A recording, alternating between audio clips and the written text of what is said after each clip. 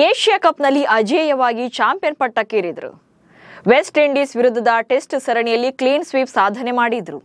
ಆದರೆ ಈಗ ಆಸ್ಟ್ರೇಲಿಯಾ ವಿರುದ್ಧದ ಏಕದಿನ ಸರಣಿಯಲ್ಲಿ ಭಾರತವೇ ವೈಟ್ ವಾಶ್ ಆಗೋ ತರ ಕಾಣ್ತಾ ಇದೆ. ಆಲ್ರೆಡಿ ಆಡಿರುವಂತ 2-2 ಪಂದ್ಯಗಳನ್ನು ಸೋತಿದ್ದಾರೆ. ಅದರಲ್ಲೂ ಭಾರತದ ಈ ಹೀನಾಯ ಸೋಲಿಗೆ ಅವರಿಬ್ಬರೇ ಮೇನ್ ರೀಸನ್ ಆಗಿದ್ದಾರೆ. ಅಷ್ಟಕ್ಕೂ ಯಾರು ಆ ಇಬ್ರು? ಅವರ ಮೊಂಡಾಟವೇ ಮುಳುವಾಗ್ತಾ ಇದೆಯಾ? ರೋಹಿತ್ರನ್ನ ಕ್ಯಾಪ್ಟನ್ಸಿಯಿಂದ ಕೆಳಗಿಳಿಸಿದ್ದೇ ತಪ್ಪಾಯ್ತಾ? ಗಿಲ್ ಡಮ್ಮಿ ಆದ್ರ?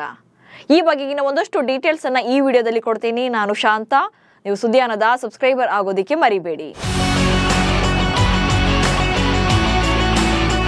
ಆಟ ಅಂದಮೇಲೆ ಸೋಲು ಗೆಲುವು ಕಾಮನ್. ಯಾವುದೇ ಕ್ಷಣದಲ್ಲಾದ್ರೂ ಕೂಡ ಗೇಮ್ ಕಂಪ್ಲೀಟ್ ಆಗಿ ಟರ್ನ್ ಆಗಿ ಬಿಡುತ್ತೆ. ಬ್ಯಾಡ್ ಲಕ್ ಏನಂದ್ರೆ ಈ ಸಲ ಆಸ್ಟ್ರೇಲಿಯಾ ವಿರುದ್ಧದ ಏಕದಿನ ಸರಣಿಯಲ್ಲಿ ಭಾರತ ಸೋಲೊಪ್ಕೊಂಡಿದೆ.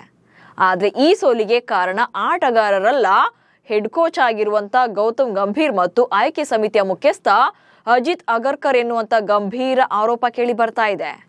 ಇವರಿಬ್ಬರ ಹಠಮಾರಿತನವೇ ಭಾರತವನ್ನ ಸೋಲಿಸಿದೆ ಅನ್ನೋದು ಕ್ರಿಕೆಟ್ ವಿಶ್ಲೇಷಕರ ವಾದ. ಇವರ ವಾದಕ್ಕೆ ಕಾರಣ ಕೂಡ ಇದೆ.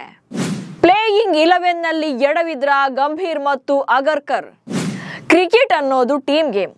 ಓಪನಿಂಗ್ ಬ್ಯಾಟ್ಸ್ಮನ್ ನಿಂದ ಹಿಡಿದು ಡೆತ್ ಓವರ್ ಬೌಲರ್ ವರ್ಗೂ ಕೂಡ ಸಾಥ್ ಕೊಟ್ರಷ್ಟೇ ಮ್ಯಾಚ್ ಅನ್ನ ಗೆಲ್ಲೋಕೆ ಸಾಧ್ಯವಾಗೋದು. ಆದ್ರೆ ಆಸೀಸ್ ಸರಣಿಯಲ್ಲಿ ಭಾರತದ ಪ್ಲೇಯಿಂಗ್ 11 ಚೆನ್ನಾಗಿಲ್ಲ ಅನ್ನೋದು ಕ್ರಿಕೆಟ್ ಪರಿಣಿತರ ವಾದ. ಆಕ್ಚುಲಿ ಇಲ್ಲಿ ಭಾರತದ ಸೋಲಿಗೆ ತಂಡದ ಕಳಪೆ ಪ್ರದರ್ಶನವೇ ಮುಖ್ಯ ಅನ್ನೋದನ್ನ ನಾವು ಕೂಡ ಒಪ್ಕೊಳ್ಬಹುದು. ಆದ್ರೆ ಆಡುವ ಬಳಗವೇ ಸ್ಟ್ರಾಂಗ್ ಇಲ್ಲ ಅನ್ನೋದು ಕೂಡ ಅಷ್ಟೇ ಸತ್ಯ. ಹೇಳಿ ಕೇಳಿ ಆಸ್ಟ್ರೇಲಿಯಾ ಬೌಲಿಂಗ್ ನಲ್ಲಿ ಸೂಪರ್ ಸ್ಟ್ರಾಂಗ್ ಟೀಮ್. ಭಾರತ ವಿರುದ್ಧ ಏಕದಿನ ಸರಣಿಗೆ Pat Cummins, Cameron Green, Josh Inglis, Alex Carey ಅಂತ ಸ್ಟಾರ್ ಆಟಗಾರರು ಇಲ್ಲದೆ ಇದ್ರೂ ಕೂಡ ಸಾಲಿಡ್ ಪರ್ಫಾರ್ಮೆನ್ಸ್ ಕೊಟ್ಟಿದ್ದಾರೆ. Josh Hazlewood, Mitchell Starc, Adam Zampa, Xavier Bartlett ಇಂಥ ಬೌಲರ್ಗಳೇ ಕಂಪ್ಲೀಟ್ ಆಗಿ ಡಾಮಿನೇಟ್ ಮಾಡಿದ್ರು. ಬಟ್ ಟೀಮ್ ಇಂಡಿಯಾದಲ್ಲಿ ಹಾಗಾಗ್ಲಿಲ್ಲ. ಇದಕ್ಕೆ ಮುಖ್ಯ ಕಾರಣ ಗೌತಮ್ ಗಂಭೀರ್ ಅವರ main agenda. Gautam Gambhir team India head coach ಆದ್ಮೇಲೆ ಪ್ಲೇಯಿಂಗ್ 11 ನಲ್ಲಿ ಎಕ್ಸ್ಪೆರಿಮೆಂಟ್ಸ್ ಮಾಡ್ತಾನೆ ಇದ್ದಾರೆ. ಇದೀಗ ಆಸ್ಟ್ರೇಲಿಯಾ ವಿರುದ್ಧದ ಏಕದಿನ ಸರಣಿಯಲ್ಲೂ ಕೂಡ 2 ಪಂದ್ಯಗಳಲ್ಲೂ ಕೂಡ 3 ಆಲ್ರೌಂಡರ್ ಗಳನ್ನ ಆಡಿಸಲೇಬೇಕು ಎನ್ನುವಂತ ಹಠಕ್ಕೆ ಬಿದ್ದಿದ್ದಾರೆ ಗಂಭೀರ್. ಅದು ಸಾಲದು ಅಂತ ಭಾರತದ ಆಲ್ ಫಾರ್ಮೆಟ್ ಪ್ಲೇಯರ್ ಆಗಿರುವಂತ ಹರ್ಷಿತ್ ರಾಣಾನ ಪ್ರತಿ ಪಂದ್ಯಗಳಿಗೂ ಕೂಡ ಸೆಲೆಕ್ಟ್ ಮಾಡ್ತಾನೆ ಬರ್ತಿದ್ದಾರೆ. ಜೊತೆಗೆ ಪ್ಲೇಯಿಂಗ್ 11 ನಲ್ಲೂ ಸೇರಿಸಿ ಕಣಕ್ಕಿಳಿಸ್ತಾನೆ ಇದ್ದಾರೆ. ನೇರ ಹೇಳಬೇಕು ಅಂದ್ರೆ ಆಸೀಸ್ ಸರಣಿಯಲ್ಲಿ ಭಾರತ ನಿರೀಕ್ಷಿತ ಬ್ಯಾಟಿಂಗ್ ಪ್ರದರ್ಶನ ನೀಡಲಿಲ್ಲ. ನಾಯಕ ಶುಭ್ಮನ್ ಗಿಲ್ ಹಾಗೆ ವಿರಾಟ್ ಕೊಹ್ಲಿ ಅಂತ ಆಟಗಾರರಿಂದ ಬಿಗ್ ಹಿಟ್ ಬರಲಿಲ್ಲ. ಹಾಗೆ ಫೀಲ್ಡಿಂಗ್ ಅಂತೂ ಡಬ್ಬಾ ತರ ಇದೆ. ಸೊ ಮೊದಲ ಪಂದ್ಯ ಸೋತಾಗ್ಲೇ ಎಚ್ಚೆತ್ತುಕೊಳ್ಬೋದಿತ್ತು. ಪ್ಲೇಯಿಂಗ್ 11 ನಲ್ಲಿ ಚೇಂಜಸ್ ಮಾಡಿಕೊಳ್ಬೋದಿತ್ತು. ಬಟ್ ಹಾಗೆ ಮಾಡಲೇ ಇಲ್ಲ. ಸೇಮ್ ಟೀಮ್ನ 2 ಪಂದ್ಯಗಳಿಗೂ ಕೂಡ ಕಣಕ್ಕಿಳಿಸಿದ್ರು. ಅಂದ್ರೆ ಯಾವುದೇ ಬದಲಾವಣೆ ಇರಲಿಲ್ಲ. ಇನ್ನು ಮೇನ್ ಮಿಸ್ಟೇಕ್ ಅಂದ್ರೆ ಏಷ್ಯಾ ಕಪ್ನ highest wicket taker and West Indies ವಿರುದ್ಧ ಕೂಡ ಸಾಲಿಡ್ ಪ್ರದರ್ಶನ ನೀಡಿ ಅಗ್ರ ಫಾರ್ಮ್ ನಲ್ಲಿದ್ದಂತ ಸ್ಪಿನ್ನರ್ ಕುಲ್ದೀಪ್ ಯಾದವ್ ಅವರನ್ನ 2 ಪಂದ್ಯಗಳಿಂದ ಹೊರಗಿಟ್ಟಿದ್ದು. ಆಡಿಲೇಡ್ ನಲ್ಲಿ ಭಾರತ ಕುಲ್ದೀಪ್ ಯಾದವ್ನ ತುಂಬಾನೇ ಮಿಸ್ ಮಾಡ್ಕೊಳ್ಳುತ್ತೆ. ಇದೇ ಮ್ಯಾಚ್ ಅಲ್ಲಿ ಆಸ್ಟ್ರೇಲಿಯಾದ ಸ್ಟಾರ್ ಲೆಗ್ ಸ್ಪಿನ್ನರ್ ಆಗಿರುವಂತ ಆಡಮ್ ಜಂಪಾ ಮಿಡಲ್ ಆರ್ಡರ್ ನಲ್ಲಿ ಬೌಲಿಂಗ್ ಮಾಡಿ 4 ವಿಕೆಟ್ ಗಳನ್ನ ಭೇಟಿಯಾಡ್ತಾರೆ. ಈ ಮೂಲಕ ಭಾರತದ ಬ್ಯಾಟಿಂಗ್ ಬಲವನ್ನೇ ಕಸಿದುಕೊಳ್ತಾರೆ. ಕುಲ್ದೀಪ್ ಯಾದವ್ ಕೂಡ ಟೀಮ್ ನಲ್ಲಿ ಇದ್ದಿದ್ರೆ ಅಂದ್ರೆ ಟೀಮ್ ಇಂಡಿಯಾ ಪರ ಆಡಿದಿದ್ರೆ ಮಿಡಲ್ ಓವರ್ ಗಳಲ್ಲಿ ಆಸ್ಟ್ರೇಲಿಯಾ ವಿರುದ್ಧ ಡಾಮಿನೇಟ್ ಮಾಡಬಹುದಿತ್ತು, ವಿಕೆಟ್ ಗಳನ್ನ ತೆಗೆಯಬಹುದಿತ್ತು. ಆದ್ರೆ ಪ್ಲೇಯಿಂಗ್ 11 ನಲ್ಲಿ 3 ಆಲ್ರೌಂಡರ್ ಗಳು ಇರೋ ಕಾರಣದಿಂದಾಗಿ ಕುಲ್ದೀಪ್ ಯಾದವ್ ಅವರನ್ನ ತಂಡದಿಂದ ಆಯ್ಕೆ ಮಾಡಲಿಲ್ಲ. ಅಕ್ಷರ್ ಪಟೇಲ್ ಮತ್ತು ವಾಷಿಂಗ್ಟನ್ ಸುಂದರ್ ಸ್ಪಿನ್ನರ್ ಗಳಾಗಿದ್ರೆ 3ನೇ ಆಲ್ರೌಂಡರ್ ಆಗಿ ನಿತೀಶ್ ಕುಮಾರ್ ರೆಡ್ಡಿಯನ್ನ ಕಣಕ್ಕಿಳಿಸ್ತಾರೆ. ಇವರಿದ್ರೆ ಬ್ಯಾಟಿಂಗ್ ಲೈನ್ ಅಪ್ ಚೆನ್ನಾಗಿರುತ್ತೆ ಅನ್ನೋದು ಗಂಭೀರ್ ಅವರ ಐಡಿಯಾ ಕೂಡ ಆಗಿತ್ತು. ಬಟ್ ಎಲ್ಲೂ ಕೂಡ ಬೌಲಿಂಗ್ ಬಗ್ಗೆ ಯೋಚನೆ ಮಾಡಲೇ ಇಲ್ಲ. ಅದ್ರ ಜೊತೆಗೆ ಜಸ್ಪ್ರೀತ್ ಬುಮ್ರಾಗೆ ಈ ಸರಣಿಗೆ ರೆಸ್ಟ್ ಅನ್ನ ಕೊಡ್ತಾರೆ. ಅಂದ್ರೆ ODI ಸರಣಿಗೆ ಸೆಲೆಕ್ಟ್ ಮಾಡಲ್ಲ, T20 ಸರಣಿಗೆ ಮಾತ್ರ ಸೆಲೆಕ್ಟ್ ಮಾಡಿದ್ರು. ಅದ್ರ ಜೊತೆಗೆ ಮೊಹಮ್ಮದ್ ಶಮಿ ಅಂತ ಅನುಭವ ವೇಗಿಯನ್ನು ಕೂಡ ಬೌಲರ್ ಅನ್ನು ಕೂಡ ತಂಡಕ್ಕೆ ಸೆಲೆಕ್ಟ್ ಮಾಡದೇ ಇದ್ದದ್ದು ಕೂಡ ಮೈನಸ್ ಆಗುತ್ತೆ. ಬಹುಶಃ ಮೊಹಮ್ಮದ್ ಶಮಿ ತಂಡಕ್ಕೆ ಬಂದಿದ್ರೆ ಇಲ್ಲಿ ಹರ್ಷಿತ್ ರಾಣಾಗೆ ಅವಕಾಶ ಕೊಡೋಕೆ ಸಾಧ್ಯವಾಗ್ತಾ ಇರಲಿಲ್ಲ. ಇದೇ ಕಾರಣಕ್ಕೆ ಏನು ಗೌತಮ್ ಗಂಭೀರ್ ಅವರು ಶಮಿಯನ್ನ ಆಸ್ಟ್ರೇಲಿಯಾ ವಿರುದ್ಧದ ಏಕದಿನ ಸರಣಿಗೆ ಸೆಲೆಕ್ಟ್ ಮಾಡಲೇ ಇಲ್ಲ. ಇನ್ನು IPL ನಲ್ಲಿ ಹೈಯೆಸ್ಟ್ ವಿಕೆಟ್ ಟೇಕರ್ ಆಗಿದ್ದಂತ ಪ್ರಸಿದ್ಧ ಕೃಷ್ಣನನ್ನು ಕೂಡ ತಂಡಕ್ಕೆ ಸೆಲೆಕ್ಟ್ ಮಾಡಿದ್ರು ಕೂಡ 2 ಪಂದ್ಯಗಳಲ್ಲೂ ಪ್ಲೇಯಿಂಗ್ 11 ನಲ್ಲಿ ಆಡಿಸ್ಲಿಲ್ಲ.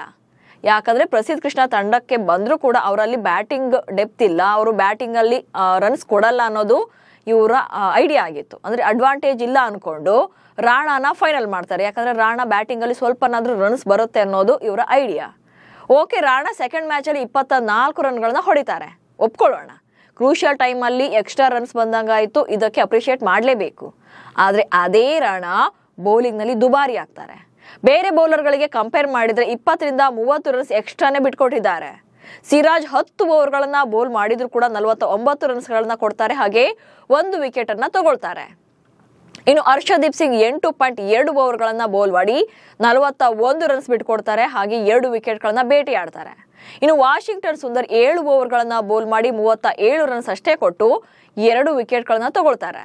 ಇನ್ನು ಅಕ್ಷರ್ ಪಟೇಲ್ 10 ಓವರ್ಗಳನ್ನ ಬೌಲ್ ಮಾಡಿ 52 ರನ್ಸ್ಗಳನ್ನ ಬಿಟ್ಕೊಟ್ಟು 1 ವಿಕೆಟ್ಗಳನ್ನ ತಗೊಳ್ತಾರೆ. ಬಟ್ ರಾಣಾ ಹಂಗಲ್ಲ, ರಾಣಾ 8 ಓವರ್ಗಳನ್ನ ಬೌಲ್ ಮಾಡಿ 59 ರನ್ಗಳನ್ನ ಬಿಟ್ಕೊಡ್ತಾರೆ, ಹಾಗೆ 2 ವಿಕೆಟ್ಗಳನ್ನ ತಗೊಳ್ತಾರೆ. ಅಂದ್ರೆ ಇಲ್ಲಿ ಭಾರತದ ಪರ ರಾಣಾ ಬೌಲಿಂಗ್ ನಲ್ಲಿ 2 ವಿಕೆಟ್ ಅನ್ನ ತಗೊಂಡ್ರು ಕೂಡ ದುಬಾರಿಯಾಗಿ ರನ್ಸ್ ಬಿಟ್ಕೊಡ್ತಾರೆ. ಅಂದ್ರೆ ಎಲ್ರಿಗಿಂತ ಹೈಯೆಸ್ಟ್ ರನ್ಸ್ ಕೊಟ್ಟಿರೋದು ಇವರೇ. ಹೀಗಿದ್ರು ಕೂಡ ಭಾರತ ಬೌಲರ್ಗಳಲ್ಲಿ ಅತಿ ಹೆಚ್ಚು ರನ್ಸ್ಗಳನ್ನ ಕೊಟ್ಟಿದ್ದು ರಾಣಾನೇ ಅನ್ನೋದು ಇಲ್ಲಿ ಎದ್ದು ಕಾಣ್ತಾ ಇದೆ. ಸೊ ನೀವು ಇಲ್ಲಿ 10-20 ರನ್ಸ್ ಬ್ಯಾಟಿಂಗ್ ನಲ್ಲಿ ಬರುತ್ತೆ ಅಂತ ನೋಡಿದ್ರೆ ಬೌಲಿಂಗ್ ನಲ್ಲಿ ಅದೇ ರನ್ಸ್ ನ ರಾಣಾ ಬಿಟ್ಕೊಡ್ತಿದ್ದಾರೆ. ಸೊ ಅಲ್ಲಿ ಅವರು ಬ್ಯಾಟಿಂಗ್ ಇಂದ ಬಂದ ರನ್ಸ್ ಬೌಲಿಂಗ್ ಅಲ್ಲಿ ಬಿಟ್ಕೊಟ್ರೆ ಅಲ್ಲಿ ಯಾವ ಅಡ್ವಾಂಟೇಜ್ ಕೂಡ ಸಿಗೋದಿಲ್ಲ. ಅಕಸ್ಮಾತ್ ಬೇರೆ ಬೌಲರ್ಗೆ ಅಂದ್ರೆ ರಾಣಾ ಬದಲಿಗೆ ಬೇರೆ ಬೌಲರ್ನ ಕಣಕ್ಕಿಳಿಸಿದ್ರೆ ಅಥವಾ ಅವಕಾಶ ಕೊಟ್ಟಿದ್ರೆ ಬ್ಯಾಟಿಂಗ್ ನಲ್ಲಿ ರನ್ಸ್ ಬಂದಿಲ್ಲ ಅಂದ್ರೂ ಕೂಡ ಅವ್ರ ಕಡೆಯಿಂದ ಬೌಲಿಂಗ್ ನಲ್ಲಿ ರನ್ಸ್ ಅನ್ನ ಕಂಟ್ರೋಲ್ ಮಾಡ್ತಾ ಇದ್ರು. ಅಂದ್ರೆ ಆಸ್ಟ್ರೇಲಿಯಾ ಬ್ಯಾಟರ್ ಗಳನ್ನ ಕಂಟ್ರೋಲ್ ಮಾಡ್ತಾ ಇದ್ರು. ಹೀಗಾಗಿ ಭಾರತದ ಸೋಲಿಗೆ ಮೇನ್ ಫಾಲ್ಟ್ ಅಂದ್ರೆ ಗಂಭೀರ್ ಮತ್ತು ಅಗರ್ಕರ್ ಅವರ ತಲೆಬುಡ ಇಲ್ಲದಂತ ಲಾಜಿಕ್ ಹಾಗೆ ಪ್ಲೇಯಿಂಗ್ 11 ಅನ್ನೋದು ಇಲ್ಲಿ ಕೆಲವರ ವಾದವಾಗಿದೆ. ಏಕದಿನ ನಾಯಕನಾಗಿ ಗಿಲ್ ಡಮ್ಮಿ ಆದ್ರ. ಇನ್ನು ಇದೆಲ್ಲ ಒಂದ್ ಕಡೆಯಾದ್ರೆ ಶುಭ್ಮನ್ ಗಿಲ್ ಕೂಡ ಡಮ್ಮಿಯಾಗಿ ಕಾಣಿಸ್ತಿದ್ದಾರೆ. ಆಸ್ಟ್ರೇಲಿಯಾ ವಿರುದ್ಧದ ಏಕದಿನ ಸರಣಿ ತುಂಬಾನೇ ಹೈ ಪಡೆಯೋಕೆ ಮುಖ್ಯ ಕಾರಣನೇ ರೋಹಿತ್ ಶರ್ಮಾ ಮತ್ತು ವಿರಾಟ್ ಕೊಹ್ಲಿ ಕಮ್ ಬ್ಯಾಕ್. 7 ತಿಂಗಳ ಬಳಿಕ ಅಂತಾರಾಷ್ಟ್ರೀಯ ಕ್ರಿಕೆಟ್ಗೆ ಇವರಿಬ್ರು ಕಮ್ ಬ್ಯಾಕ್ ಮಾಡ್ತಾ ಇದ್ರು. ಹಾಗೆ ಶುಭ್ಮನ್ ಗಿಲ್ ರನ್ನ ಏಕದಿನ ನಾಯಕನಾಗಿ ಆಯ್ಕೆ ಮಾಡಲಾಗಿತ್ತು. ಸರಣಿಗೂ ಮುನ್ನ ರೋಹಿತ್ ಶರ್ಮಾರನ್ನ ಕ್ಯಾಪ್ಟನ್ಸಿಯಿಂದ ಕೆಳಗಿಳಿಸಿ ಗಿಲ್ಗೆ ಪಟ್ಟ ಕಟ್ಟಿದ್ರು. ಬಹುಶಃ ರೋಹಿತ್ ಕ್ಯಾಪ್ಟನ್ ಆಗಿ ಕಂಟಿನ್ಯೂ ಆಗಿದ್ದಿದ್ರೆ ಹರ್ಷಿತ್ ರಾಣಾರನ್ನ ಪ್ಲೇಯಿಂಗ್ 11ಗೆ ಸೇರಿಸೋಕೆ ಬಿಡ್ತಾನೆ ಇರ್ಲಿಲ್ಲ. ಯಾಕಂದ್ರೆ ರೋಹಿತ್ ಅನ್ನ ಮಾತನ್ನ ಕೇಳಲ್ಲ ಅಂತಾನೆ ಇಲ್ಲಿ ಗಂಭೀರ್ ಗಿಲ್ನನ್ನ ನಾಯಕನನ್ನಾಗಿ ಮಾಡ್ಕೊಂಡಿದ್ದು. ಯಾಕಂದ್ರೆ ರೋಹಿತ್ ಕೊಹ್ಲಿಯನ್ನ ಬ್ರೋಮ್ಯಾನ್ಸ್ ಇದ್ದಂಗೆ ಅಂತಾರೆ. ಅಂದ್ರೆ ರೋಹಿತ್ ಕೊಹ್ಲಿ ಒಬ್ರನ್ನೊಬ್ರು ಯಾರು ಕೂಡ ಬಿಟ್ಕೊಡಲ್ಲ. ರೋಹಿತ್ನ ಕೊಹ್ಲಿ ಬಿಟ್ಕೊಡಲ್ಲ, ಕೊಹ್ಲಿನ ರೋಹಿತ್ ಬಿಟ್ಕೊಡಲ್ಲ. ಸೊ ರೋಹಿತ್ ಇದ್ದಿದ್ರೆ ವಿನ್ನಿಂಗ್ ಕಾಂಬಿನೇಷನ್ ಪ್ಲೇಯಿಂಗ್ 11 ಸೆಟ್ ಮಾಡ್ತಾ ಇದ್ರು. ಅವರು ಕೋಚ್ ಜೊತೆ ಸ್ವಲ್ಪ ಆರ್ಗ್ಯೂ ಮಾಡಿ ಪ್ಲೇಯಿಂಗ್ 11 ಹೇಗೆ ಸೆಟ್ ಮಾಡಬೇಕು ಅನ್ನೋದ್ರ ಬಗ್ಗೆ ಅವರು ಕೂಡ ಐಡಿಯಾ ಕೊಡ್ತಾ ಇದ್ರು. ಇದು ಸಾಲದು ಅಂತ KL ರಾಹುಲ್ನ ಮತ್ತೆ 1 ಡೌನ್ ಆರ್ಡರ್ ನಲ್ಲಿ ಬ್ಯಾಟಿಂಗ್ ಮಾಡಿಸ್ತಿದ್ದಾರೆ. ಈ ಆರ್ಡರ್ಗೆ ಯಾವ ಲಾಜಿಕ್ ಕೂಡ ಇಲ್ಲ. ರಾಹುಲ್ ಹೇಳಿ ಕೇಳಿ ಪ್ಯೂರ್ ಬ್ಯಾಟ್ಸ್ಮನ್, ಕೀಪಿಂಗ್ ಮಾಡೋದು ಅವರ ಅಡಿಷನಲ್ ಸ್ಟ್ರೆಂತ್ ಅಷ್ಟೇ. ಹೀಗಿದ್ರು ಕೂಡ ಅಕ್ಷರ್ ಪಟೇಲ್ ರನ್ನ 5ನೇ ಸ್ಥಾನಕ್ಕೆ ಏರಿಸಿ ರಾಹುಲ್ ರನ್ನ 6ನೇ ಸ್ಥಾನದಲ್ಲಿ ಕಣಕ್ಕಿಳಿಸುವಂತ ಅವಶ್ಯಕತೆನೇ ಇರಲಿಲ್ಲ. ರಾಹುಲ್ ಬಹುಶಃ ಕ್ರೀಸ್ ನಲ್ಲಿದ್ರೆ 10-20 ರನ್ಸ್ ಎಕ್ಸ್ಟ್ರಾ ಬರುತ್ತೆ ಅಂತಾನೆ ಎಕ್ಸ್ಪೆಕ್ಟ್ ಮಾಡಬಹುದು. ಅಕ್ಷರ್ ಪಟೇಲ್ 5ನೇ ಸ್ಲಾಟ್ ನಲ್ಲಿ ಚೆನ್ನಾಗಿ ಆಡಿದ್ರು ನಿಜ, ಆದ್ರೆ ಇಲ್ಲಿ ರಾಹುಲ್ ರನ್ನ ಮಿಸ್ ಮಾಡ್ಕೊಳ್ತಾ ಇದ್ದೇವೆ. ಅದು ಅಲ್ಲದೆ ಗಿಲ್ ಕೂಡ ಆನ್ ಫೀಲ್ಡ್ ನಲ್ಲಿ ಡಮ್ಮಿ ತರ ಕಾಣಿಸ್ತಾ ಇದ್ದಾರೆ.